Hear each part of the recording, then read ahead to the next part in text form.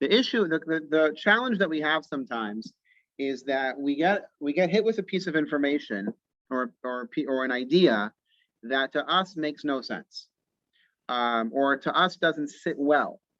For example, we hear about a culture, and we hear that in this culture, here's the practice that they do, and here's what they do.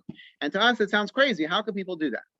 I'm not referring to anything specific. I'm just referring to anything that seems to be beyond our understanding. When it comes to political views, this is actually the best one. And you hear that someone else has a different political view than you, and you can't imagine, what is that person thinking? How don't they get it? There's many times in life when we get hit with news or information or ideas or opinions that to us is beyond our comprehension. So we have two choices when that situation happens. We can either decide, well, we can either write off the idea and say the idea is stupid, or we could tell us or the person is crazy for thinking that way, or this information must be incorrect, or the story must be incorrect. Or we could become a student, not to adopt the idea, so to say, but to try and at least try to understand as much as we can by gaining as much information as we can. And I'm not going to go any further in terms of typical life, because that gets very controversial. But we're talking in terms of Torah. And as we all know, in the Torah, there's laws, and there's stories, and there's information, and there's ideas that sometimes don't really sit well in our brains for whatever reason, for cultural reasons, for ethical reasons. Sometimes we just don't get it. And the question is, how are we supposed to approach something in the Torah that to us feels either abstract or difficult to really make sense of and comprehend? And that's what we're going to tackle. So in the verse of the Shema that we say, it's in the first section of Shema, and it's quoted in this week's parsha. And the words are V'shinantam levanecha, and you should teach your children v'dibarta bam, and you should speak to them b'shivtecha b'veisecha, when you're sitting at home. This is a reference for homeschooling. Uvelachtecha v'derech, and when you're on the road, and in other words, when you're on the move. Uveshachpecha, and when you go to sleep. Uvkumecha, when you wake up. A very powerful verse, and it's about education. There are many lessons we can learn from this verse, just without even going to commentaries. There are many lessons we learn from this verse. Number one is education is 24/7. And the idea that education is only at school, or only the teachers are responsible for education, the Torah is obviously undoing that idea, because education is every single moment. So whether you're at school, whether you're at home, whether you're sleeping or waking up, or whether you're traveling, you're always meant to be educated. Especially as children, you're meant to be educated and learning from every possible situation. So now, that is the verse in the Torah. Now we're going to go to the halacha. We're going to go to what is the actual Torah law from this verse. So this is Maimonides. This is the Rambam. And the Rambam it's quoting from the Talmud, says like this. This is text 2a. A father is obligated to teach his son Torah while he is a minor, as the verse states, and you shall teach them as your son to your sons to speak about them. Speak about that's the quoting our verse. So what's the key halacha here? The key law is that we have a commandment to educate our children when they're young. In other words, when there's something special about a child being young, and that's when you educate the child. In fact, the Rebbe would compare education of children to planting a tree. When you plant a tree, so everything you do in the very beginning of how the tree is, how it's set, and how like what you surround the soil with and everything, all of that plays a very important role into how the tree is going to grow. Once the tree is already growing, it's very hard to change directions or make some changes. But when you're planting the tree, that's when the crucial moments are. And in education, it's the same way. That when a child is a child and going through the growing up phase, that's when you really want to hit it hard with education. So that's the halacha. Now let's go to one other piece of this halacha. And this is from the Rambam as well, but from the book of Sefer HaMitzvah. Sorry, I skipped the slide.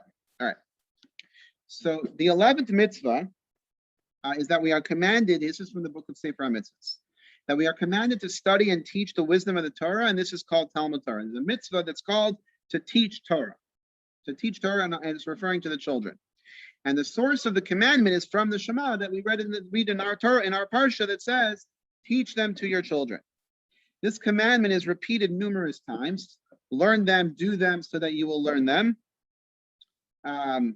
This commandment is stressed and encouraged in various passages spread throughout the Talmud. So in the Torah itself, there's a portion called Kaddish Li B'chor. We actually have it written in our tefillin.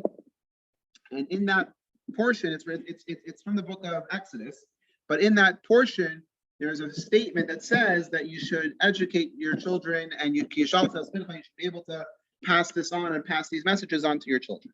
So the Torah is obviously very pro-education, and very pro-education when the child is young. That's something that's very important to the Torah. The Torah is not just teaching us in the written Torah, but the oral Torah. In the Talmud, it's mentioned many times how a parent is responsible to educate their children. In fact, in the tractate of Kiddushin, I think it's Kiddushin, there's a whole section of the Talmud of what a parent is supposed to teach their child.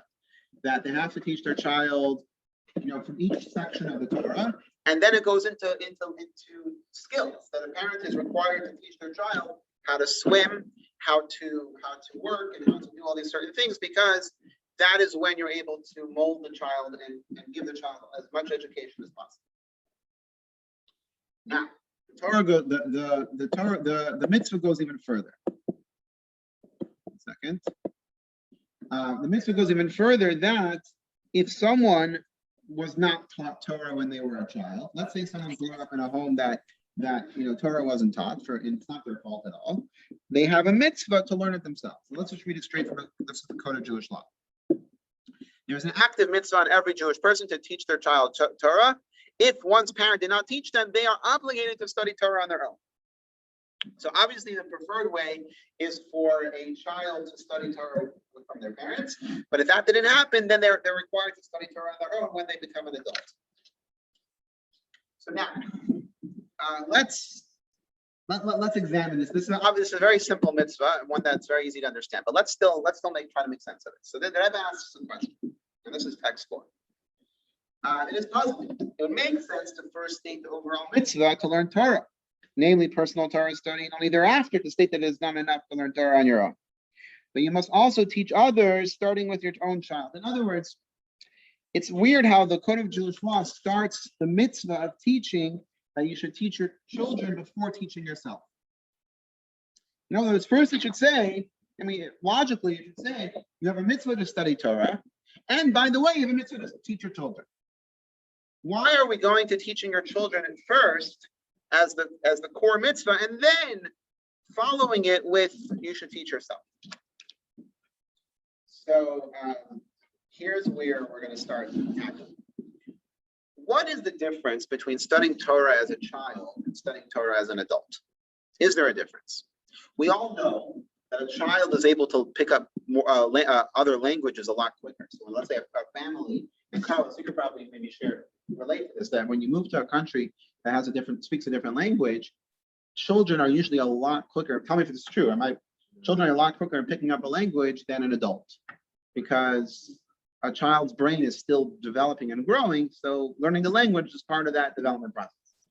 I always wish that my parents would move countries so I should be able to learn another language, because it's an amazing thing to be able to have a multilingual dialogue is a very special thing. So there's obviously something special about children learning. And here's a quote from Elisha ben Avuya in text 5. Second. Elisha ben Avuya says, he who learns when he's a child, to what is it compared? To ink that's written upon a new writing sheet. In other words, a fresh parchment and clean, and the ink is sort of the first time the ink is touching it, it obviously has a very fresh look to it. And and he who learns Torah when they're an old man, to what is he compared? To ink that's written on a rubbed writing sheet. So basically, just to simplify it, learning Torah when you're a child is like having a clean sheet that you're writing a text on, and learning Torah as an adult, or as it says, an old man, is like you have a piece of paper or a parchment that the previous text is erased, and then you write the new text on it. So it's not, you could still read it. It's still valid. It's just that it's not as clean or as fresh. What's he trying to teach us? What's this message from Elisha ben Avuya? By the way, this is from the Pirkei Avos, which we read throughout the summer. So it's one that we're all familiar with. But what's he trying to teach us? First of all, it's a little bit like, for those of us that are already adults, like, oh wow, so we missed out. We're not learning Torah as a child, which means that we are now a used piece of paper. It's a secondhand piece of paper that's studying Torah. So like what's the message? So we're going to learn a very important lesson, that the idea of a child is not necessarily the age of the child. This is like a revolutionary idea. It's not the age, it's the mentality of a child. And that's what we're going to tackle here. So let's first go to text 6. This is a commentary on the halacha. It's a commentary from the 400 or 500 years ago. But here's what he says. The passage assures the senior student that he should not despair and say, how can I learn Torah now? My mind is like a paper filled with foolish worldly matters, and it cannot accept sacred matters. How can I expect to write script on top of another script? So the Mishnah is reassuring the person that it's preferable to study while young, for it is like writing on a fresh piece of paper which no pen has passed. A senior student should not despair and think that his studies are like writing on an already occupied sheet of paper. Rather, it is as if it's the previous script that's been erased in such a manner, and it's no longer discernible. So you can't read what was written before. It's still legible. Putting that aside, the Rebbe turns the whole idea of a child upside down. What does it mean to be a child? What does it mean to study like a child? So before we read the text, let's just understand here. When a child studies anything, obviously we're talking about Torah, but if a child studies anything, what's the one thing that the child knows? Is that there's so much that they don't know. When a child comes to class, even the troublemakers, when they come to class, if you ask them, does the teacher know more than you? The answer is obviously yes. Doesn't mean I want to make trouble. I want to make trouble because I'm a kid. But the child knows, in the classroom knows, that there's a lot that he doesn't know. And therefore, when you're teaching a child, you don't have to prove. I'm trying to find the right words here, but you don't have to prove what you're saying is legit against everything else that they know, because the child is fresh and the child is just absorbing everything that you're teaching. So when you're teaching Torah, you don't have to sugarcoat things. You can teach Torah the way it's meant to be taught. When you're teaching an adult Torah, and I can actually relate to this. I'm thinking out loud here, but I can actually relate. When I'm studying with an adult Torah, and I come across something that's either very politically incorrect or a little bit difficult to pass on.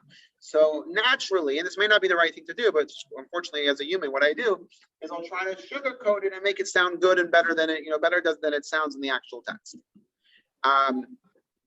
Because I know that whatever I'm saying is up against whatever this adult already knows and already thinks and already values and already, their whole worldview is pretty much set. So you're basically challenging that, and you want to challenge it from a level that's not going to turn them off, without debating like if that's right or wrong. That's just unfortunately human nature. Sometimes is that when you teach something, you want it to be accepted and you want it to be understood without the resistance. So therefore, we might sugarcoat some of what's there. When you're teaching a child, you don't have to do that, because the child doesn't have a worldview yet. The child doesn't have all that data, set in already, and the child is just absorbing whatever you're telling the child. So you can study the Torah straight from the text, and you can translate straight from the text, and this is what the Torah says. It's not me saying it's the Torah saying. It's a much different type of study. So the Rebbe says here in text 8 that we all have the ability to be like a child in this way. This is a fascinating. I'm sorry, it's not text 8. We'll come back to text 8 in a second. But I want to, we're going to text 9. No, I'm sorry. Text 7. Text 7. I'm sorry, guys. I'm all mixed up. Text 7 is the text we want to get to. So here's what the Rebbe says. When the Mishnah means when it states, he who learns Torah when is a child, is that the person learns with a sense of humility, putting himself aside and approaching it like a child. studying with such an approach is really the only way for the Torah to be truly observed as ink on fresh parchment. By contrast, when one's approach to Torah study is based on the sum total of their own intellect and rationale as a senior, without any humility, they cannot absorb the Torah, which is God's Torah after all. So let's turn to business for a second. I always use it as an example because there are many great lessons we can learn from this. When you have an entrepreneur, let's take Polaroid. Right, Polaroid was a dominant camera company, in the 80s, the 90s, and even before that. It was the premier camera company. You could have instant pictures. The picture comes out right away. What's better than that? Who could want something? If you can't be faster, the picture was crisp and clear. It was beautiful. And there were many people who approached the CEO of Polaroid and said, by the way, there's this new idea of digital photography or digital cameras, where basically the picture is on a computer, and we may want to start looking into that concept for our company. And the CEO, I don't know if it was the CEO forgive me if I'm getting the detail of who it was, but I read this story several times. The CEO was like, no, I can't imagine that somebody would want a picture on a computer and not on this piece of paper. Like, it doesn't make sense to me. Like, to me, I know this industry. I work in this industry. I partially built this company, and I know that people want the piece of paper. So don't tell me that people want the picture on the computer. He was obviously wrong, and Polaroid went bankrupt. What do we learn from these types of stories? In the business world, we learn that we have to have an open mind, and we have to realize that there's so much we don't know. There's so much we don't know, and that's okay. That's a good thing. That means that when new information comes our way, we have an open mind to accept it and absorb it and actually make use of that information. The Torah is the same way, or similar way. When we study Torah, if we approach Torah like an adult, which means that we already have all our preconceived notions, and we already have all of our values and morals, the way we want them to fit in our head, we have it all figured out. And then we want the Torah to validate us. We want the Torah to make us feel good about those feelings and those ideas and opinions. We don't want to change those opinions. We want the Torah to validate who we are and make us feel good about it. And if the Torah doesn't do that, then bye-bye Torah. That is technically a way that an adult can study Torah. A child studying Torah this is what the Rebbe says. A child studying Torah is you're approaching Torah with a sense of humility that I don't know. There's so much I don't know. So I am here to learn in a sense that I am not going to resist the information just because to me it doesn't make sense. Just because there was many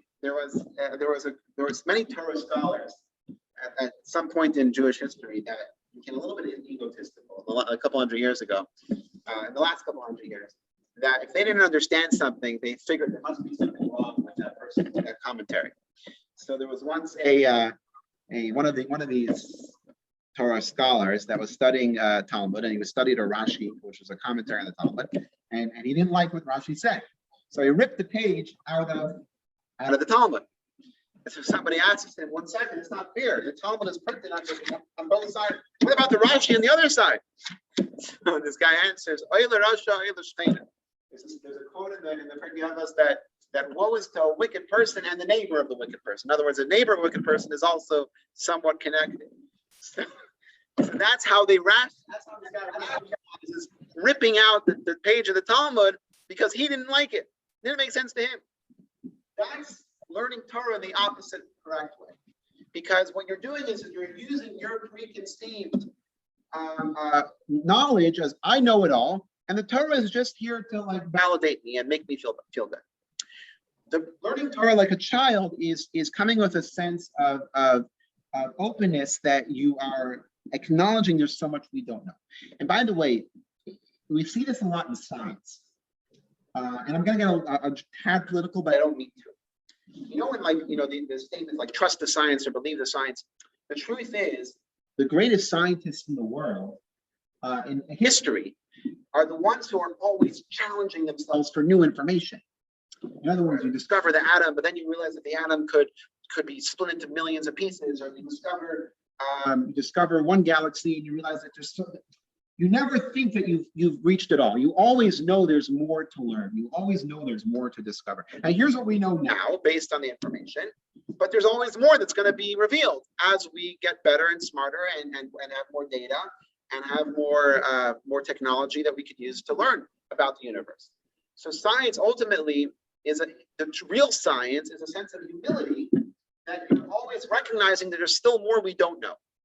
So, for example, when they tell us that this food is healthy, this food is not healthy, we understand that this is what they know now. Eventually, they might learn this stuff. I'm thinking of eggs. They used to tell us that eggs is very unhealthy when we were kids. Or they told us that fat is very bad and sugar is okay. And now we know that fat's good for you and sugar is bad for you. But the point is that there's always new information, and that's okay. We're always learning. We never get to a point that we say, now we figured it out and now there's nothing left to learn. As they say, the more you know, the more you realize how much you don't know. Someone who's really smart understands that there's so much more out there that they don't know yet and they want to know. Or take a news story, or take a lawyer, or take someone that's trying to make sense of something that happened. So you can either get politically riled up because of something in that story that triggers an emotion, or you could say, wait, there's so much we don't know yet about the story. Let's get all this information in, and then we can make an intellectual decision based on having all this information. That is what the idea of a child is. A child is metaphoric for recognizing that we don't know it all. Now, we never know it all. And we're learning, we're constantly learning, constantly thirsty for more and more information because we don't know it, and because we want more, and because we need more, because we don't have it all. This next text 8 is a quote from Rabbi Jonathan Sachs, alav shalom, and it's a really powerful text. I'm gonna recommend that if you don't have the book, you may want to take a screenshot of this here. Because this is powerful stuff, as we'll see now. There are conditions, though, for asking a Jewish question. The first is that we seek to genuinely learn, not to doubt, ridicule, dismiss, and reject. That is what the wicked son of the Haggadah does. Asks not out of desire to understand, but as a prelude to walking away. So in other words, I can't even tell you how many times someone asks me a question with the intention of showing me how the Torah is politically incorrect, and the Torah is against LGBTQ. The Torah is against, other modern ideas, and people are asking the question already, waiting for the answer that they want, and that's not an appropriate question in Judaism. It's okay to ask. You were supposed to ask questions, but not with the intention that there's an answer that we need to have in order to validate the opinion we want to have. The real question in Judaism is to seek to understand and to seek to really gain more knowledge. Second is that we accept the limits of our understanding. We recognize that there is a lot that we still don't understand. I remember one of our Torah studies classes several years ago was on a song that is sung on the Passover Seder known as Chad Gadya. It's an Aramaic song, and if you look at the translation, it makes absolutely no sense. Like, it's about this guy who takes a goat to the market, and it just makes no sense. Why Passover? There's no explanation. And there are many. It's an ancient song that's sung, and it's printed in many Haggadahs. And there's a whole debate among the commentaries of the Haggadah of why this song is related to Pesach. But there's one commentary that gives the most powerful answer, and that was what we based the class on, was that the message of this song is that there's always going to be something that we don't understand. That, Passover, we're celebrating the birth of a nation, we're celebrating the birth of freedom, we're celebrating the birth of independence, the birth of self-determination, but we always have to remember that there's going to be something that we just don't understand. And that's good, that's okay. That means that we're still learning, that means that we're still growing. So we should always be comfortable with the idea that there's plenty that we don't understand. So back to text 8. There were scientists at the beginning of the 20th century who believed that virtually every major discovery had already been made, not suspecting that the next 100 years would give rise to Einstein's relativity theory, Heisenberg's uncertainty principle, Gödel's theorem, proof of the Big Bang, origin of the universe, the discovery of DNA, and the decoding of the human genome. In relation to the Torah, there were many German. This next line here is fascinating. I didn't know this. In relation to the Torah, there were many German and American Jews in the 19th century who could not understand the Jewish prayers that were written 2,000 years ago, that praying for a return to Zion, a return to Jerusalem, to the Holy Temple. Why? Because they're living the good life. This is the 19th century. They're living the good life in Germany. We have everything we need. Why do we want to go back to Zion? And they took it out of the prayer book. They deleted it from the prayer book, obviously not knowing what's to come in the next 100 years. These facts should include in us a certain humility. Not every scientific orthodoxy survives the test of time. Not everything in Judaism that we do not understand is unintelligible. The very features of Jewish life in one generation finds difficult, the next generation may find the most meaningful of all. Faith is not this last line here is the most important part here. This last line is crucial. Faith is not opposed to questions, but it is opposed to the shallow certainty that what we understand is all there is. In other words, we're supposed to question our faith. That's a good thing. We're supposed to question Judaism. We're supposed to question the Torah. We're supposed to question God. But what we're supposed to also know is that we don't know it all, and that we don't understand it all. And it comes from a place of humility. We all know what it's like when someone challenges something about us. When someone approaches us with a question about why we do things a certain way, we all know how it can make us uncomfortable. But we also know that when someone asks you genuinely, wanting to know and learn and understand, we appreciate that because they're coming from a sense of, I want to understand it. I've had many people throughout my 38 years of living in Charlotte, I've had many people approach me and ask me questions about the yarmulke and the tzitzis and ask why. And it was beautiful. They wanted to know, they wanted to understand, and it was great. I obviously had, unfortunately, those who didn't really find it too amusing and made other comments. But the point is that asking to understand is a good thing, because what it basically shows is that we don't know it all, and we don't have all the answers, and that's something that we should cherish. That's a quality and a. I'll get to it.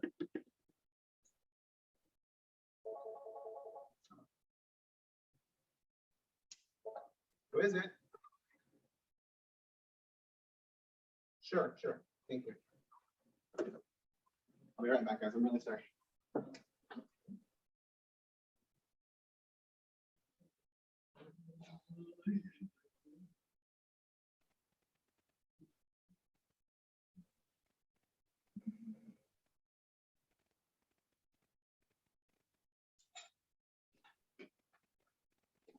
Sorry about that.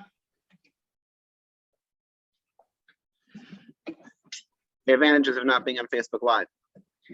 All right, so now that we understand the new approach to what it means to learn as a child, there's one more text we're going to do here about the subject, and then we'll move on to the final section here. All right, this is text number 9.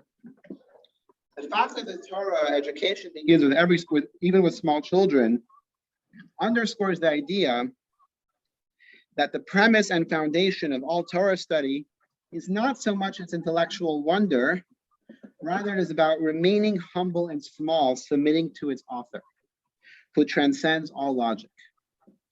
This notion of humility is not specific to the mature adult, rather it is the domain of everyone, even by dint of their soul, a small baby who has just started speaking.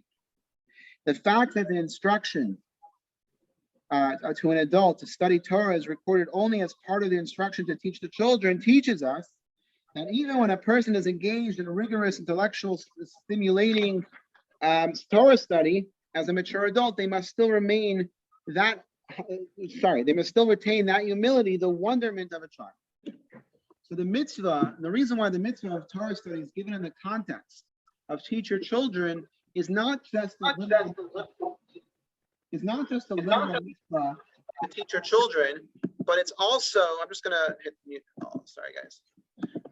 It's not just the mitzvah to teach your children, it's the mitzvah, it's teaching us that we should still have that childlike amazement and wonderment of recognizing that we don't know it all. And that is a very powerful character trait to have.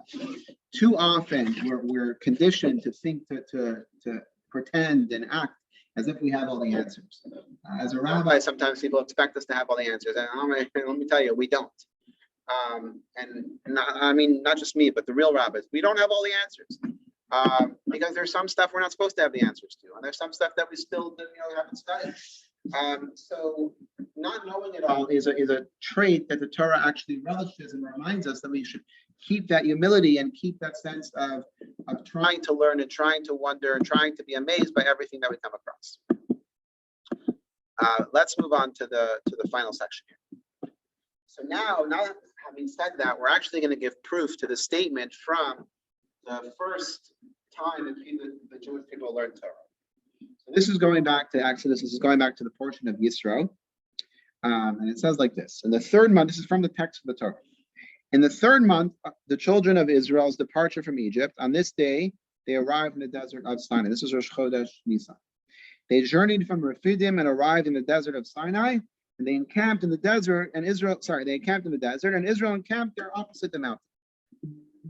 So the Israelites, they escaped Egypt. They traveled for 42 days, because the first 8 days were getting to the Red Sea, and they finally arrived at Mount Sinai. 43 days. They finally arrived at Mount Sinai, and they encamped by the mountain. What happened? That's when they had to start preparing for the giving of the Torah. They had to have 3 days of preparation. So they arrived on Rosh Chodesh Nisan, which is Sivan 1. The Torah was given on Sivan 6. So days 2, 3, 4, and 5 were considered the days of preparation. However, on the first day, the day that they arrived, was not considered a day of preparation. Why? On the first day, Moshe did not say anything to them due to the weariness caused by the journey. And because they were tired, they were tired, they weren't ready for any instructions on how to start preparing.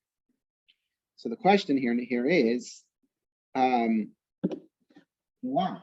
They were counting down. In text 12, I'm sorry, I didn't go to the screen here. This is text 11, where it says in Rashi that they didn't learn anything about the instructions for preparation on the first day because they were tired from the journey.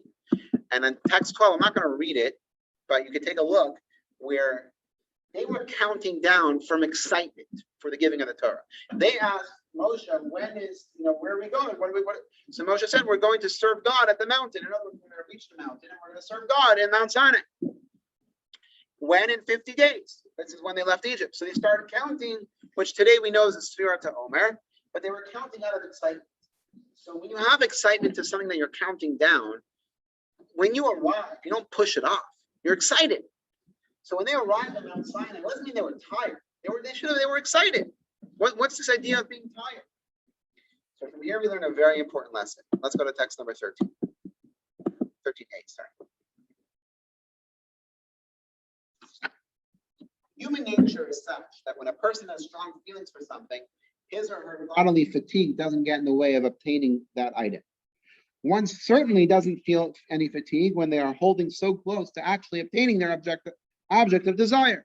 So obviously being tired was not a good enough reason for them not to receive instructions. So what's going on? What's the real reason why Moshe did not give them any instructions on the first day of arrival? The Rebbe explains. This then is what the Talmud means when it states, Moshe did not say anything to them due to the weariness caused by the journey. This spiritual journey of the entire Jewish nation coming together is closely associated with the positive sense of weariness, namely a sense of humility and self-forgetting. In that spirit, he did not say anything. Such a journey is not about saying anything, rather it is specifically to say nothing, silence, and humility. All right. In today's business world, taking vacations is becoming very popular. There was a big CEO of a technology company who, before July 4th, told all of his employees, email me where you're going on vacation. And if you don't, you're fired. In other words, you have to prove that you're going on vacation in order to still work for this company. It's becoming a very popular, and it's true. There needs to be clarity of the mind in order to be productive. Um, before the Jewish people received the Torah, there had to be a moment of silence. There had to be a moment of clarity and clearing out all previous notions and all previous misconceptions or anything that they may have, in order to come to the Mount Sinai fresh as a child.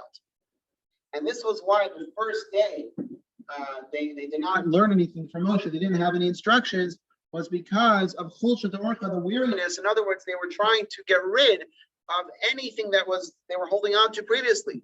They wanted to make sure they reached the humility and attained the humility in order to be ready and prepared to receive the Torah as if a child is receiving the information for the first time. And that's really how Torah needs to be studied. That when we approach Torah, we come at it from a sense of humility, a sense that we don't know it all, we don't understand everything. We're going to try and do our best, but we're not coming from a point of we're trying to challenge the Torah's legitimacy or challenge God's legitimacy. We're coming at it from a point that we want to know more. We want to understand more because we want to connect to the Torah. Sorry. We want to connect to the Torah. We want to connect to God. And this is something that's very hard to do, because very often as humans, whenever we have information, we like to fill in the blanks and make as if we know it all. And when someone presents us challenging information, we sometimes resist. I'm speaking for myself here. Sometimes we resist because we think we have it all, we have the answers, and we're not ready to open our mind and see, wait, there's another approach to this. There's another idea to this. Let's let go of whatever we knew previously and try to understand this new piece of information. So in the teacher's manual, it actually gives a bunch of quotes from very, very famous people that obviously had their minds a little bit too close. I apologize if any of these quotes hit too close to home, but here we go. IBM's president stated, "I think there is a world market for maybe 5 computers and 5,000 copy machines." An associate of commercial radio and television pioneer, David Sarnoff, stated, "The wireless music box has no imaginal commercial value.